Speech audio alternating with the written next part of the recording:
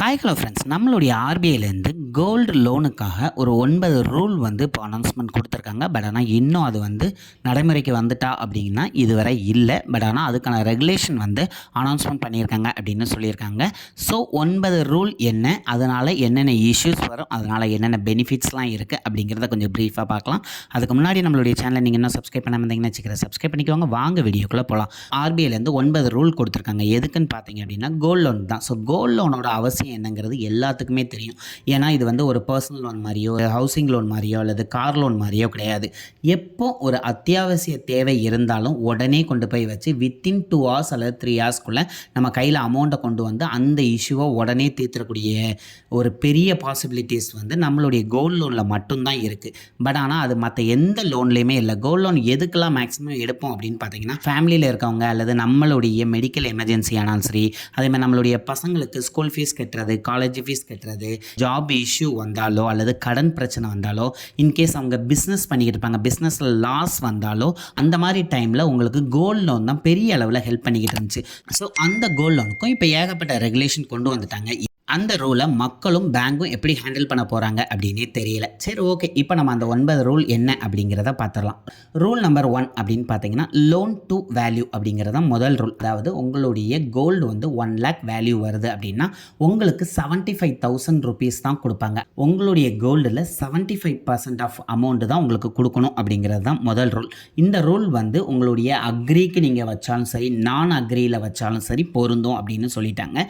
இது பேங்குக்கு மட்டும் கிடையாது, நான் பேங்கிங் ஃபினான்ஷியல் கம்பெனிக்கும் இது பொருந்தும் அப்படின்னு சொல்லிட்டாங்க. நான் பேங்கிங் ஃபினான்ஷியல் கம்பெனி என்னென்ன அப்படின்னு பார்த்தீங்கன்னா, பஜாஜ் ஃபின்சர்வ் இருக்குது, அதுக்கப்புறம் ஸ்ரீராம் இருக்குது, முத்தூட்டு, இதில் போயும் நிறைய பேர் வந்து கோல்டுக்கு வச்சு லோன் வாங்குவாங்களா, அங்கேயும் இதே ரூல் நம்ம வரும் அப்படின்னு சொல்லிட்டாங்க. ஸோ அதனால் உங்களுடைய கோல்டுலேருந்து 75% ஆஃப் அமௌண்ட் தான் கிடைக்கும். அதை ஃபஸ்ட்டு ரூலாக நீங்கள் பார்த்துக்கோங்க. செகண்ட் ரூல் அப்படின்னு பார்த்தீங்க அப்படின்னா, ப்ரூஃப் ஆஃப் கோல்டோட ஓனர்ஷிப். இப்போ ஒரு கோல்டு கொண்டு போய் இப்போ நீங்கள் வைக்கிறீங்க, பிளட்ஜ் பண்ணுறீங்க அப்படின்னு வைங்களேன், அந்த கோல்டுக்கு முதல்ல அவங்க கேட்குறது நீங்கள் தான் அந்த கோல்டோட ஓனரா அப்படின்னு கேட்பாங்க. அதுக்கு உங்ககிட்ட இருக்கக்கூடிய பில்லோ அல்லது ரிசிப்டோ ஏதாவது ஒன்று வேணும் அப்படின்னு சொல்லுவாங்க. ஸோ இன்கேஸ் இதுதான் ஒரு பெரிய இஷ்யூவாக எல்லாத்துக்கும் வரும் அப்படின்னு நினைக்கிறேன். ஏன்னா நிறைய பேர் வந்து அவங்களுடைய பாட்டியோ அவங்க அம்மா காலத்து நகையோ வச்சுருப்பாங்க. ஸோ அந்த நகையெல்லாம் கொண்டு போய் வைக்க முடியுமா இனிமேல் அப்படிங்கிறத இன்னும் கரெக்டாக சொல்லலை, தெரியவும் இல்லை. ஏன்னா இந்த மாதிரி ரூல்லாம் வரும்போது அது நிறைய ப்ராப்ளங்களை க்ரியேட் ஆகும். இன்னொன்று பில்லை வச்சு தான் வைக்க முடியும் அப்படிங்கிறப்ப நிறைய பேர் வந்து இந்த தங்கம் செய்வாங்கல்ல, அவங்கக்கிட்டே செஞ்சு வாங்கும்போது அவங்க பில் கொடுக்கறது கிடையாது. ஸோ எல்லா நகையுமே வந்து இனிமேல் நம்ம கடையில் போய் வாங்குற மாதிரி ஒரு சுச்சுவேஷன் வரும்.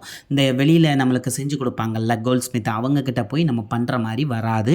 அதுவும் ஒரு பெரிய இஷ்யூவாக இருக்கும். அவங்கக்கிட்ட பண்ணின கோல்டையும் நம்ம போய் நம்ம அடமானம் வைக்க முடியாது. ஸோ அதனால் நீங்கள் தான் ஓனரா அப்படிங்கிறத ப்ரூஃப் பண்ணுறதுல நிறைய இஷ்யூஸ் வரும். இதனுடைய பெனிஃபிட் என்ன அப்படின்னு நீங்கள் பார்த்தீங்கன்னா, அடுத்தவங்ககிட்ட திருடிட்டு போயோ இனிமேல் வந்து வைக்க முடியாது. ஏன்னா அந்த கோல்டுக்கு வந்து அவங்க ரிசிப்டோ அல்லது பில் கேட்குறதுனால. பட் ஆனால் உண்மையிலேயே கோல்டு வச்சுருக்கவங்களுக்கு இது பெரிய லாஸாக தான் இருக்கும் அப்படின்னே சொல்லலாம். அண்ட் உங்களுடைய கோல்டோட பியூரிட்டி சர்டிஃபிகேட் கண்டிப்பாக வேணும் அப்படின்னு சொல்லிட்டாங்க. இதுதான் வந்து தேர்ட் ரூல். அதாவது அந்த பியூரிட்டி சர்டிஃபிகேட்டில் என்னென்ன இருக்கணும் அப்படின்னு பார்த்தீங்கன்னா, உங்களுடைய கோல்டோட வெயிட்டு, அந்த கோல்டில் சில பேர் வந்து ஸ்டோன் வச்சதாக வச்சு எடுப்பாங்க. ஸோ அந்த ஸ்டோன் இருந்துச்சுன்னா அந்த ஸ்டோன் வெயிட் என்ன அப்படிங்கிறதையும் மென்ஷன் பண்ணணும். கோல்டோட பியூரிட்டி என்ன, அதாவது 22 கேரட்டா, 24 கேரட்டா, 18 கேரட்டா அப்படிங்கிறதையும் மென்ஷன் பண்ணணும் அப்படின்னு சொல்லிட்டாங்க. ஸோ அதனால் அதுக்கும் தனியாக போய் நம்ம சர்டிஃபிகேட் எடுக்கிற மாதிரி இருக்கும். ஸோ அதுக்கும் நம்ம சர்டிஃபிகேட் எடுக்கிறதுனாலே கண்டிப்பாக பே பண்ணுற மாதிரி தானே இருக்கும் வெளியில். ஸோ அதையும் கொஞ்சம் ட்ராபேக்காக இருக்கிற மாதிரி தான். நீங்கள் அந்த கோல்டை ஒரு அர்ஜென்ட்டு கொண்டு போய் வைக்கிங்கன்னா எப்படியும் 2 நாளாவது ஆகும். பியூரிட்டி சர்டிஃபிகேட் வாங்கணும், அதனுடைய டீட்டெயில், அதனுடைய பில்லை தேடி எடுக்கணும், எல்லா ப்ராசஸையும் பண்ணி தான் நீங்கள் வைக்கிற மாதிரி இருக்கும். இது லோயர் மிடில் கிளாஸ் பீப்புளுக்கு ரொம்ப கஷ்டமாக தான் இருக்க போகுது அப்படிங்கிறதே வந்து நம்ம எல்லாத்துக்குமே தெரியும். ஸோ அதே மாதிரி 4th ரூல் அப்படின்னு பார்த்தீங்கன்னா, ஸ்பெசிஃபைடு கோல்டு எலிஜிபிலிட்டி.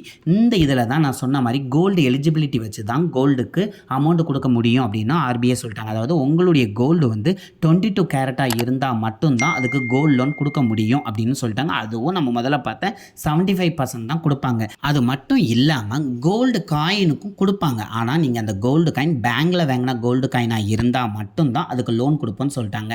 ஸோ நிறைய பேர் வந்து சேவிங் பர்பஸுக்கு இப்போ ஷாப்ஸில் நிறைய இடத்துல கோல்டு காயின் வாங்கியிருப்பாங்க. ஸோ அதுக்கெல்லாம் இனிமேல் கிடைக்குமா அப்படிங்கிறது வந்து ஒரு கொஸ்டின் மார்க் தான். ஸோ இதுதான் வந்து 4th rule. And 5th rule அப்படின்னு பார்த்தீங்கன்னா, ஸ்டாண்டர்டைஸ் கோல்ட் வேல்யூவேஷன் அப்படிங்கிறது தான் ஃபிஃப்த் ரூல். இந்த ரூலை பொறுத்தளவில் நீங்கள் இப்போ உங்கள் கையில் 18 கேரட் கோல்டு தான் இருக்குது. ஸோ அந்த கோல்டை இப்போ கொண்டு போய் நீங்கள் அடமானம் வைக்கிறீங்க பேங்க்கில் அப்படின்னா, அந்த கோல்டை முதல்ல வந்து 22 கேரட்டாக மாற்றுவாங்க. எப்படி மாற்றுவாங்கன்னா, 18 கேரட் கோல்டை வந்து அமௌண்ட்டாக கன்வெர்ட் பண்ணி அதை 22 கேரட் அமௌண்ட்லேருந்து டிவைடட் பண்ணி அதுக்கு 75% லோன் தான் கொடுப்பாங்க. அப்போனா முந்தி வந்து 18 கேரட் கோல்டு கொடுத்தாலும் அப்போ கரண்ட்டாக இருக்கக்கூடிய அமௌண்ட்டை வந்து உங்களுக்கு கொடுத்துருவாங்க. பட் ஆனால் இப்போ அது கிடையாது. 22 கேரட்டாக கன்வெர்ட் பண்ணி அதில் 75% கொடுத்தாங்கன்னா ரொம்ப கம்மியான அமௌண்ட் தான் 18 கேரட் கோல்டுக்கு வந்து உங்களுக்கு லோன் அமௌண்ட்டாக கையில் கிடைக்கும். அடுத்து ஆர்பிஐயோட 6வது ரூல் அப்படின்னு பார்த்தீங்கன்னா, லோனோட லிமிட் தான். ஒருத்தர் வந்து அவங்க பேரில் 1 kg அதுக்கு கம்மியாக உள்ள கோல்டுக்கான லோன் வந்து வாங்கிக்கலாம் அப்படிங்கிறது தான் ரூல். அடுத்த ரூல் அப்படின்னு பார்த்தீங்கன்னா, லோன் எகெயின்ஸ்ட் சில்வர் அப்படிங்கிற 7th ரூல் தான். ஸோ இது ஒரு one of the best rule அப்படிங்களா. ஏன்னா நிறைய பேர் சில்வர் ஆக்குபை பண்ண மாட்டாங்க. ஆனால் இனிமேல் சில்வர் வந்து நிறைய பேர் வாங்குறதுக்கான சூழ்நிலைகள் அதிகமாகும் அப்படின்னே சொல்லலாம். ஏன்னா எல்லாராலையும் இனிமேல் கோல்டு வந்து அக்யூர் பண்ண முடியும் அப்படின்னு சொல்ல முடியாது. ஏன்னா கோல்டு ரேட் வந்து அதிகமாக போய்கிட்டு இருக்கு. ஸோ அதனால நிறைய பேர் சில்வர் வாங்காங்க. இன்கேஸ் சில்வரோட ரேட்டும் இதனால் கூடுறதுக்கும் வாய்ப்புகள் நிறைய இருக்குது. அடுத்து நம்மளுடைய 8th ரூல் என்னன்னு பார்த்துக்கலாம். டீட்டெயில்டு லோன் அக்ரிமெண்ட் வந்து பேங்க் கண்டிப்பாக கொடுக்கணும் அப்படின்னு சொல்லியிருக்காங்க. இதில் உங்களுடைய ஜுவல்லை பற்றிய ஃபுல் டீட்டெயில் இருக்கணும் அப்படின்னு சொல்லியிருக்காங்க. அது எத்தனை கிராம், எவ்வளோ பியூரிட்டி, அதுக்கப்புறம் வந்து இதில் ஸ்டோன்ஸ் ஏதாவது இருக்கா, இதை பற்றிய ஃபுல் டீட்டெயில் அதில் வந்துடும். அதுக்கப்புறம் உங்களுடைய ஃபுல் டீட்டெயில் அதில் இருக்கும், உங்களுடைய அக்கௌண்ட் டீட்டெயிலேருந்து எல்லாமே. அதுக்கப்புறம் நீங்கள் இப்போ லோனை திருப்பிடுறீங்க, அதாவது அமௌண்ட்டை கொடுத்து ஃபுல்லாக க்ளோஸ் பண்ணுறீங்கன்னா அதுக்கான ப்ரொசீஜர். இன்கேஸ் வந்து உங்களால் கட்ட முடியலைன்னா பேங்க் என்னென்ன ஆக்ஷன் எடுக்கும் அதனுடைய ஃபுல் டீட்டெயில் இது எல்லாமே இருக்கும் அப்படிங்கிறத கிளியராக சொல்லிட்டாங்க. இப்போ நம்ம கோல்டு லோனோட லாஸ்ட் ரூலான 9வது ரூல் என்ன அப்படிங்கிறத பார்க்க போகிறோம். Timely release of gold collateral. இது வந்து ஃபுல் அண்ட் ஃபுல் வந்து பேங்க் ப்ராசஸை பொறுத்தது தான். அதாவது நீங்கள் இப்போ அமௌண்ட்டை கொடுத்து உங்களுடைய ஜுவல்லை வந்து திருப்புறீங்க அப்படின்னா நீங்கள் அமௌண்ட்டை ஃபுல்லாக பே பண்ணிட்டீங்க. ஸோ பேங்க் வந்து உங்களுக்கு 7 ஒர்க்கிங் டேஸில் வந்து அதை வந்து ரிட்டர்ன் பண்ணிடணும். அப்படி ரிட்டர்ன் 7 நாளில் பண்ணலை அப்படின்னா 7வது நாளுக்கு அப்புறம் ஒவ்வொரு நாளும் வந்து அவங்கக்கிட்ட கோல்டு இருக்குது அப்படின்னா அதுக்கு 5000 ருபீஸ் வந்து ஃபைனாக உங்களுக்கு வந்து பேங்க் பே பண்ணணும் அப்படின்னு சொல்லியிருக்காங்க. இது வந்து மேக்ஸிமம் எந்த பேங்க்லேயும் இந்த இஷ்யூ வந்ததே கிடையாது. ஏன் அப்படின்னா பேங்க் எல்லாமே வந்து அடுத்த நாள் இல்லை அன்னைக்கே ரிட்டர்ன் பண்ணிடுவாங்க. ஸோ அதனால் இந்த இஷ்யூ மேக்ஸிமம் வந்தது கிடையாது. இன்கேஸ் நான் பேங்கிங் ஃபினான்ஷியல் கம்பெனியில் இந்த மாதிரி இஷ்யூஸ் நிறைய பேர் ஃபேஸ் பண்ணியிருந்தாங்க அப்படின்னா இது அவங்களுக்கு கிடைச்சிருக்க ஒரு நல்ல பெனிஃபிட் அப்படின்னு சொல்லலாம். ஏன்னா சில நான் பேங்கிங் ஃபினான்ஷியல் கம்பெனிஸ் வந்து கோல்டை வச்சுட்டு கொடுக்க மாட்டாங்க அப்படிங்கிற இஷ்யூஸ் கொஞ்சம் கொஞ்சம் நம்ம கேள்விப்படுறோம். ஸோ அந்த மாதிரி சுச்சுவேஷனில் அவங்களுக்கு வந்து அந்த 7 ஒர்க்கிங் டேஸ்க்கு அப்புறம் வந்து டெய்லி வந்து 5000 ருபீஸ் வந்து அவங்க கண்டிப்பாக கொடுத்துடணும் அப்படின்னு சொல்லியிருக்காங்க.